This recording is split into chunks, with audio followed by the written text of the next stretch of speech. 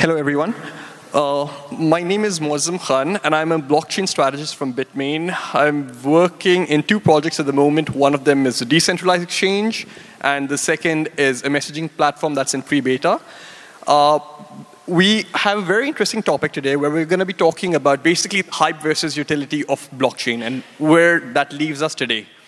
And before we do that, let me give our distinguished panelists an opportunity to introduce themselves and tell us more about what they do and what keeps them up at night, which is not the market. Yes, hello. Thanks for having me here. I'm Melanie Mohr. I'm a serial entrepreneur from Germany and the founder and CEO of One Protocol, which is delivering a new industry solution for the global advertising, marketing industry for social networks and digital publishing houses to monetize in a new way, because we believe that their business model is broken, which is advertising. And I'm in the blockchain space since around 2 years, but I'm in tech since way more years, and I'm an entrepreneur since 13 years. Shall we first continue with the introduction, or shall I say what keeps me up at night? I'd rather you say what keeps you up as well. I went into blockchain 2 years ago. We started working on our protocol since beginning of the year, and of course it's blockchain as a tool, as a technology, which I'm very excited about. But I'm actually really even more excited about any tools and anything that will lead to real decentralization, which is a very hot topic because we still haven't figured out how this could work, and of course, how this could create a better society. So this is really what I'm crazy excited about. Thank you. All right, good afternoon, everyone, and thanks for being here. So my name's Aly Madhavji. I'm managing partner of Blockchain Founders Fund. Also started a few other blockchain companies. The first was an exchange a few years ago, and then we started our fund, or formalized our fund, and then we run an incubator as well, focused on blockchain companies. We also work with the United Nations on fintech and blockchain. And so in terms of what keeps me up at night, so I think it's the same thing that frustrates me about this industry, and it's the fact that there's a lack of governance and ethics, and we've seen it obviously with the rise in utility token prices and then now the fall, and my worry is that the governance and ethics is still not up to where it needs to be, and we may even see the same things with security tokens, even though personally, I'm also still bullish on it and an advisor on Polymath, which is a project you may have heard of.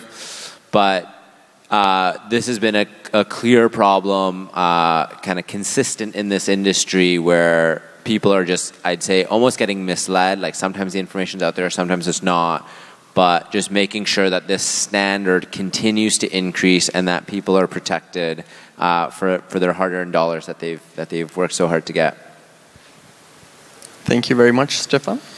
Yes, hello everybody. My name is Stefan Godly. I'm a Swiss person, CEO of Betbox, a monetized social media app with gambling aspects in there. Well, we are actually developing a few products for customers, and Betbox is the first solution we built for ourselves, which we try to push on a global level. It's a very interesting story, so if you're interested in it, just drop by and hit me up. To tell you what keeps me up at night, besides our product, of course, and just like the innovation which just goes on, is I'm quite worried about what's happening in the space. Exactly, like if you look at the media, what's going on, it's just like about following a hype. Even the media is pushing people to follow any idea without actually representing what's the industry about, and that's what I'm worried about.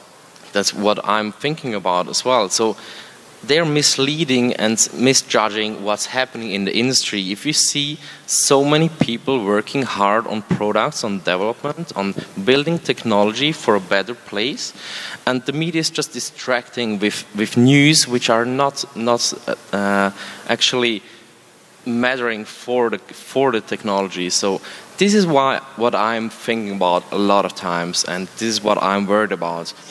Are people smart enough to see the value, or are we just misled by media attention? It's not only in blockchain, but especially here, I think it's a big factor. So I first of all want to say I sleep very well at night. Nothing keeps me up. So, being a blockchain monk, I meditate and so I go to sleep. But I've seen this space for literally 10 years. I'm part of the PTP Foundation, so. If you Google Satoshi Nakamoto, the first link is a Wikipedia link, and Wikipedia will tell you the only place Satoshi has a website, a web presence, is the P2P Foundation, which is where everything started. So we've seen this for 10 years. We've seen the ups, we've seen the downs. And this is the natural order of things. This is the order of rise and fall, and Gartner calls it the hype cycle. So every 20 years or so, we've seen this pattern across the technology world.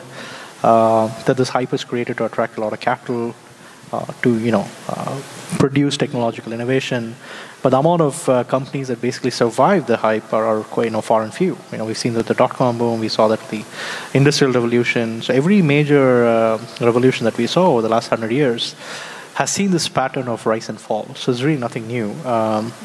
But what we are seeing right now is the correction in the market, which was expected because, majority of the people you see, I built and sold 2 companies. I built an artificial intelligence company which was featured by Economist as a leading innovator which got acquired. I built one of the hardware companies back in 2007 which got acquired by a Japanese company. So, but what you see in the market right now are young people with very little experience in building businesses and selling businesses. So the hype was very useful in attracting the capital, but after you get the capital, you don't know what to do with it. So all those people will go away, and we will see real entrepreneurs, we'll see real businesses, like Melanie and others, who are very seasoned entrepreneurs, come on stage. So we have Mohr Labs here, who come in from the US, another very interesting company, which already has revenues. They have a product, they have a business that's functioning, and those are the kind of companies that we will see in this next wave, where real businesses, real entrepreneurs, real assets will come to the foray and add a lot of value for investors. So, thank you very much for the introductions. Hopefully tonight we sleep like Karthik does. And so one thing that I noticed from all of your introductions as well, and what keeps you awake, except Karthik perhaps, is about how the value is being neglected or pushed to the side by virtue of the word blockchain or the power that this word blockchain entails. Could we please discuss very quickly about where or why the word blockchain became so powerful, or why it's a sell-all, like just that one word? Well, the problem is that the beauty of blockchain will come through in scale. And this is what we're missing currently. So to create something that is combining a very good technology, some very good code and smart math, and consensus mechanisms that enable us to trust each other without needing any intermediaries anymore, that's amazing. And it, of course, shows that, or it will show its beauty in this enormous scale. So far, we have all these big corporations which are set up and trying to build trust to us, the people. But if that's not needed anymore, if really we can trust each other because of the underlying technology that is in place, and we can be sure that this is transparent and adds value to our life, this is amazing. It's just, we're not there yet. We had lots of visions for amazing cars. Some are already sitting in their amazing cars, but we have no roads. And that's our problem. Infrastructure is also not there yet. So, I think that the word blockchain has a lot of value for a couple of reasons. So one, I think there's been a lot of promises and a lot of vision selling that hasn't always been accurate or realized yet, and I think that's been misleading at times.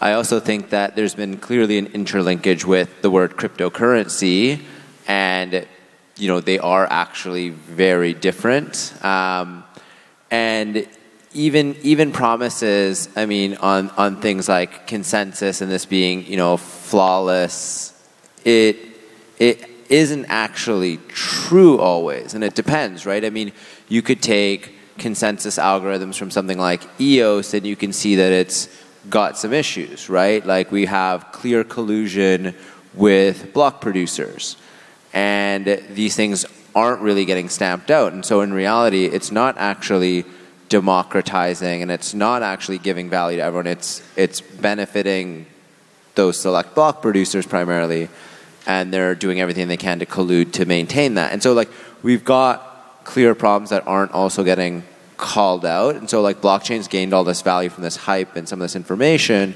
and there is a real great use case for blockchain. There are already certain things that are happening with blockchain that are having a great effect, but I think the best things that we're seeing aren't the ones going out there and pushing and like tooting their own horn and saying they're doing all this stuff. It's the stuff that's happening in the background in supply chain or with food or other things where it's already being used. It's really interesting. A very, very interesting thought you have. In my opinion, if you look at last year, so what happened is there were many people joining the industry which are not tech driven. This was a shift, right? So at first, like a lot of believers were tech driven. They understand what's about, and so you didn't sell blockchain, you sell the tech. And last year, what happened is like we got a lot of greed and hope coming up from people. So there are like both factors: greedy people or people with hope to get out of their poor lives. So suddenly, it was not needed to just like understand what's behind. You just like want to be on the train to not miss it. And then that was the point where actually a white paper was enough, and just like selling, we have a product on blockchain, or we will build it on the blockchain. They didn't have products, right?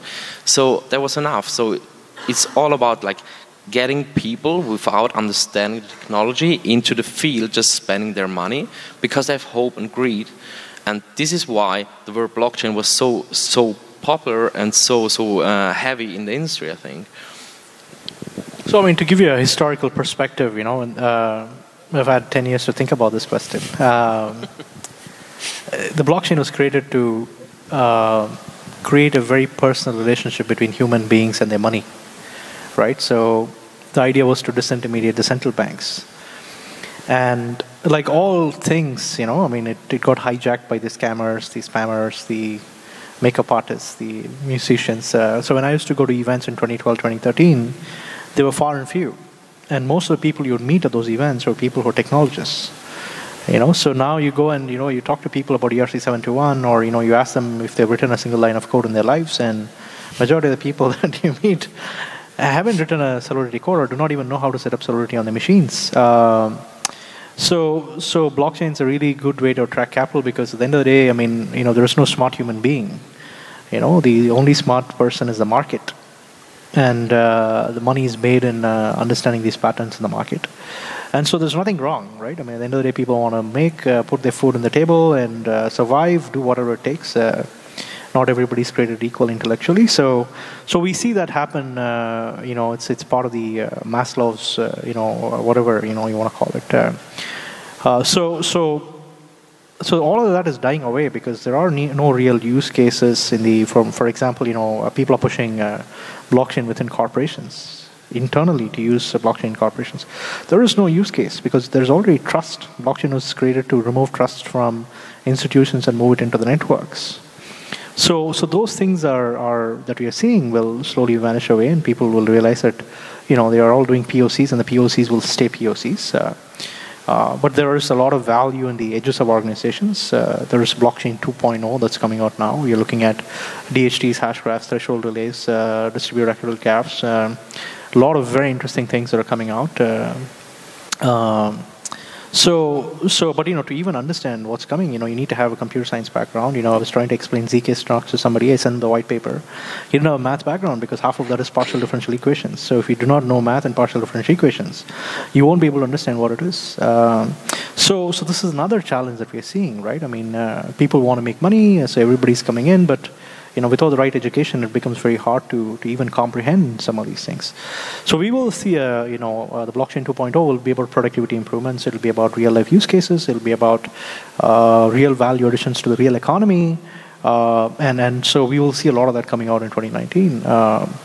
And I'm very optimistic because I've seen this for many, many years, much more than most people. And I think it's going to add a lot of value.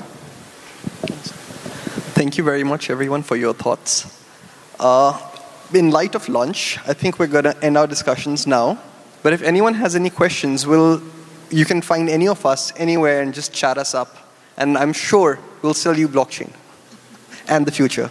Yeah, I think it's very important to understand that now, because people join the industry without technology, we need to give them something they can use without having every insight, right?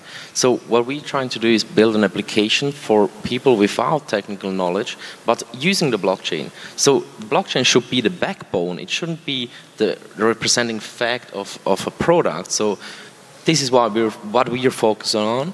And I think a lot of people should do that, to just use it, the technology, but not sell it, right? So of course you can sell the product, and you can tell people what's it about, because it's a lot of transparency and security, scalability, all these factors which come into place. But that's the thing we need to focus on. Use the technology as a backbone, but sell a product which actually adds value to the industry, right? Absolutely. So blockchain being the technology should just be in the background. It shouldn't be the first slide of your presentation. Right? Yeah. Agreed. Shall we have lunch now? Thank you very much. Okay, thank you. Thank you. Thank you very much, guys. Thank you.